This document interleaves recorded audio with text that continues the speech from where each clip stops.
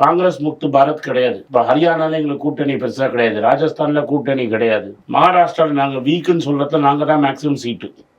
13 போட்ட 18ல 13 இடத்துல நாங்க ஜெயிச்சிருக்கோம். உத்தவ் தாக்கரே சரத் பவாரோடைய பெர்ஃபார்மன்ஸ் ரொம்ப சூப்பரா இருக்கு. பட் நானே எதிர்பார்க்கல காங்கிரஸ் ஜாஸ்தி ஜெயிக்கும்னு.